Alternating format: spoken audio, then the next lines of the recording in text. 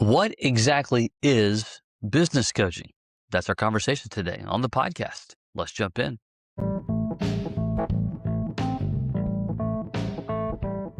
BJ O'Neill here with the Business Coaching Success Podcast. So glad you're here, where I share with you strategies, tools, and tips to be able to grow your business coaching practice to six figures and beyond as a Christian business coach. Let's jump in.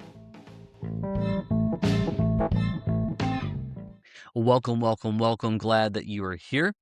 We are talking all things exactly what is business coaching, get my words out, and what it is not. Because oftentimes, and I get this question quite frankly quite a bit, this exactly what does business coaching look like? What does it mean? What's it designed to do? And then we're going to touch on this as well. What if I am coaching and I do have clients, but we've drifted into performance coaching or executive coaching, and that wasn't really kind of the goal. We'll talk about what to do with that as well, regardless of where you are on your business coaching journey. And quickly, if you are on our coaching team, you're going to learn some valuable insights to be able to implement immediately. If you're taking a peek at joining our coaching team utilizing our complete and total turnkey done for you business coaching system, you're just curious to learn more about it, you can go to businesscoachmastery.com. That's businesscoachmastery.com. There's some information there, as well as you can book a quick, what we call explore the systems chat, just to kind of get a good overview of the whole system, and you can determine if it's worth learning more about or not for your situation in your current season. Okay, here's what a lot of people end up thinking that business coaching is, and oftentimes it's because of the word coaching. There is a lot of coaching, as there should be. There is sports coaching, there is marriage coaching, there is financial coaching, there's obviously business coaching, there is even the micro things inside business coaching, accounting coaching, marketing coaching, right? And so people hear the word coaching and they tend to kind of run away with it and not really landing the plane on actually what it means. Here's what legitimate business coach and business coaching and business strategy, even a better word, actually is. Okay. And that is someone who is utilizing the relationship of an individual who is going to help them to methodically, step by step, grow their business. Okay, period. All right. It is designed to be able to improve, or it should be designed to improve the revenues and, more importantly, the profitability of the business. Okay. Now, inside revenues and profits, you're going to have a number of different elements. These are business strategies. These are how to hire the right people. This is, even things like, I remember back in the day, expanding a business that I had. I had no idea what I was doing. I was very young. There was no strategy at that time. And if I would go back and do that today, 100% different based upon the word strategic development. All right. And so legitimate business coaching is designed to grow the business for a purpose. All right. We don't want to just grow a business. Does the business owner want to sell the business? Do they want to expand the business? Do they want to leave it from a generational perspective for their kids and their grandkids to take over and operate, and that's going to be, their legacy, if you will. So the reasons why we grow the business are going to always shift. But business coaching is not just giving someone advice. It is not a situation to where you're simply going to meet with someone on a consistent basis and just talk about their problems. Because here's the raw reality. And if you are a business owner, this might touch on a nerve or two where you are based upon your situation.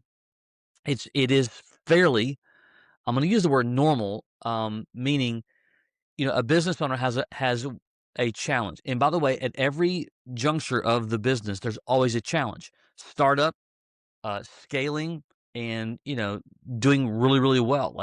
But there's still challenges.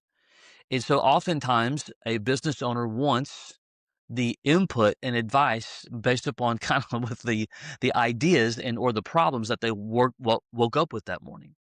And it's fairly normal. But those problems and ideas may not have anything to do with growth.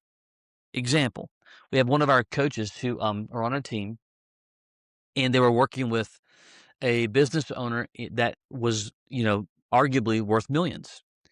And great relationship, great dude, but there was definitely a challenge of working with the business owner um, in a structured fashion. That's what's missing in most business coaching practices and relationships is structure and framework. We're going to talk about that in a moment. And part of the problem in this relationship, in this example, is that the business owner pretty much he had multiple companies, and they were doing really well. And it's not abnormal, and by really well meaning making multiples of millions a year. And it's not unusual in that scenario that a business owner can begin to think everything's fine, and they drift from strategic development to just kind of getting into, again, idea thinking, uh, just whatever's kind of, on the front burner kind of deal. And if you're coaching that individual, it sometimes can be difficult to hold them accountable to any kind of topic. So session to session, things are just, they're fragmented, they're not connected, they're disjointed, and so on. Well, guess what? It hit the fan. Some challenges arose for actually several things happened kind of at one time. And if you are in that season right now on two fronts, one, you are the business owner. Things are going well. They've been going well. And I don't want to be a prophet of doom by any stretch, but they're not always going to go well. I mean, we all face just turbulence. It's biblical, right? We're going to have seasons of ups and downs. Even if you've had a strong season of downs and now you're in a big up, to just assume it'll always be great is just not wisdom. Okay, I want to say that again. It's just not wisdom. If you're coaching an individual and things are going well, and you're like, well, they're paying me, they're happy, it's not going to last forever because eventually something is going to cause disturbance. It could be a rock star employee that's left. It could be a competitor that's come in, and something in the industry may change or shift depending upon where they live. Gosh, I've seen this happen, time and time again where, Mother Nature does her job, whether it's a tornado, hailstorm, if they're coastal hurricanes, if they're, on the west side, earthquakes. I mean, I've seen all kinds of different disturbances that no one saw coming and it changed overnight. All right, so there's that. So the hidden trap as a business coach is just not having any kind of structure or plan, or if you have one but they're not following, they being your client, that's just not again, you can go month to month to month to month to month and it seems like it's okay. It's going to have a moment where it's going to expire, and then you're going to be shocked, you're going to be disappointed. um and it all comes down to one big thing, or actually not, that's not true. It's not one big thing. There are some big things, but there's several things that create one big kinda, as my dad used to call it, ball of wax kinda deal. One is setting up the relationship in the very beginning. This is critical. And so, like, for instance, if you're on the outside, you're taking a peek at our turnkey system. We utilize what we call an effective demonstration to help a business owner to see how they can improve their profitability. Okay. So just for conversation, let's say a business is doing 2 million a year. They're keeping 10% of that. They're keeping 200,000. We're going to go in, we're going to ask them some questions, a very visual process. If you're on our coaching team, you obviously know what I'm referring to with our assessment. And we're going to show them how they can go potentially from keeping 200,000, call it 300,000 or more, whatever the number is. Here's a missing piece, though, in showing that, or it can be, is that, and this is a question that I love to ask. So let's just assume for a moment in this example that the business is doing well. Doesn't matter if you agree with that or not. It's in the eye of the beholder. If that business owner believes that they're 2 million and keeping 200,000 as well, it is what it is. But let's just say that let's say that you ask the question, if you were to keep another 100,000, what if you doubled it and you kept 200,000? what changes in your world? What changes in life? So, in other words, in the very beginning, as we're setting up the structure and the purpose and the point and the plan, we want to connect in the improved growth to an outcome. What can happen? What should happen? What do you want to happen? Do you want to move towards selling the business? Do you want to pass the business on? Because here's the danger, and this is exactly what I would tell a client. I understand that you think that things are going well today, but what will happen if things don't go well? And that's not a scare tactic. You look around. I mean, do you think Sears, Kmart, Circuit City, let's see, what's the big one, Blockbuster? Do you think that any of those businesses knew that they were going to go out of business? No. There was a season that they thought everything was what? Doing well. As a matter of fact, you've probably heard the story where Blockbuster laughed Netflix out of the boardroom. And the proposal for Netflix at the time was like just for millions. And now they're worth multiples of billions. And so we can't we should have a heart of purpose to do our best to instill the reality that growth may not always be there as it is today. So, setting the expectation of I don't care what the business owner wants to solve, what their issues are, what their challenges are, they've got to always and consistently have a keen eye on profitable growth because profitability solves problems. We can sell the business, expand the business, keep more of it, disperse more of it in profit sharing, hire better people, pay them better. You cannot do any of those things without improved profitability. Period. Okay? And so revenue, we have a little saying in our community, revenue feeds the ego, profit feeds the family. So if you ever watch Shark Tank, you can see this all the time. People come in there with these big revenues, everybody's excited, and then, well, what's your margins? And they're like, nothing, or they're losing money. They're like, what? Oh my goodness, right? Because keeping it, that's the goal of business, not just selling it. Honestly, most everybody can sell it, but what are you going to do to keep it? And so as you're kind of using in our case, if you use it in any kind of whether you work by yourself, somebody else, or it doesn't matter. You got to have an effective demonstration that sets the structure and the tone that says, I hear the challenges and problems that you're talking about, what you want to do. Here's what I want to encourage you with. You got to solve those and work on those, but you also have to focus on profitable growth and myopically do it one strategy at a time. Okay, you can never overwhelm a business owner. We all know that, or you should know that if you don't. And so we're not going to come in and just going to blow them up. And to be fair, that's exactly what I used to do when I was younger, especially when I focused more in leadership development and even got into marketing. I was a squirrel, and it would be like, "Oh, you should do this," and it would overwhelm someone. So you definitely don't want to do that. So setting up the structure from the very beginning is critical. That will solve like 90% of your problems as you're helping them and guiding them towards growth. All right. Now, let's say that and that's not happening. You have the client, it's drifted into any other type of coaching and it's just advice. That's not business growth. And here, one little outlier. Yes, there are outliers.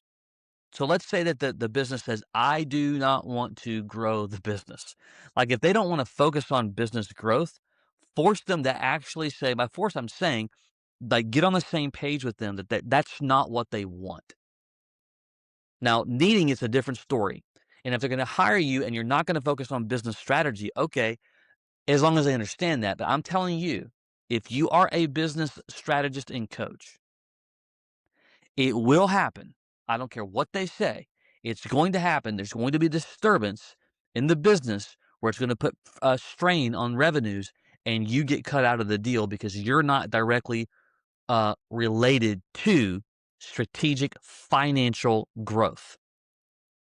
Look at any type of business in most cases when they start to have to tighten the belt, if you will. Who are the last people that typically gets tightened? Salespeople. Why? They're directly tied to the economics. I didn't say they weren't always protected, but almost every time they are protected, provided that they're doing their job. So as a strategist, you need to come in and attach yourself to financial growth. It doesn't mean that you're immune forever. It just simply means that you're going to be way more protected. All right, so let's say that you're in that right now, and you've got this issue going on, to where session to session we're talking about stuff, right? We are solving problems, but they're not directly related. You've got to have a session. Maybe let's say that you meet every Wednesday, and I'm in a session with, and let's say that the client's name's Keith. Don't know why I said that, but if you're Keith, welcome. And I'm like, "Hey, Keith, listen, hey, next week, I want to do something that, and I just want you to, I want to lean into you. Or would you be willing to let me lean in and just speak something into you that I just feel that's been on my heart for a while? Like, get their permission. Use the words lean in. There's some observations that I have that I believe that you need to see." The point is, almost like in the very beginning where you're setting things up, you're resetting them up. Now, depending upon the relationship, I'm not suggesting that you completely try to get away from what they're trying to talk about.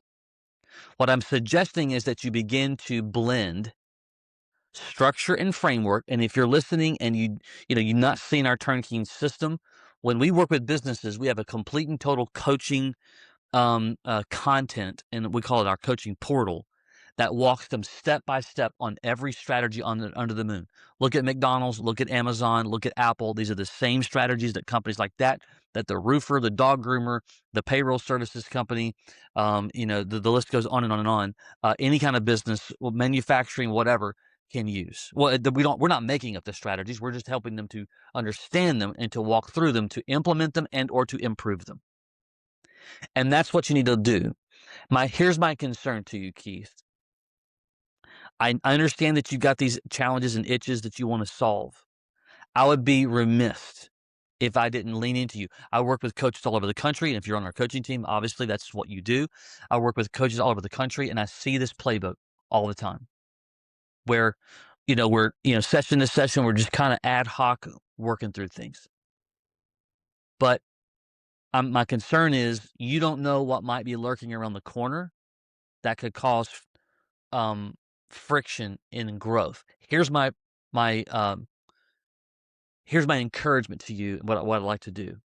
I'd like to include in our time together us focusing on one strategy at a time to improve in your business. We can determine which ones they are, but in addition to session to session working through some of the challenges that you got going on and whatever they are, and again, half the time it's one thing this week, but now we're focused on a different one. That's just the rabbit trail of the typical entrepreneur. Um, but that's where you reset and you replace just ad hoc squirrel coaching to getting them back down to a foundational point. And so let's say you have a 60 minutes, part of your time is focused on the growth of that strategy. It could be, helping them to build better communication in a drip campaign. It could be focused on getting, their costs down, whatever. There's that can be discussed. My point, if you don't get them on a structured plan to improve and install what we call an operating system up for business growth, the relationship's just not going to last forever. It can last a while, but it's not going to last forever.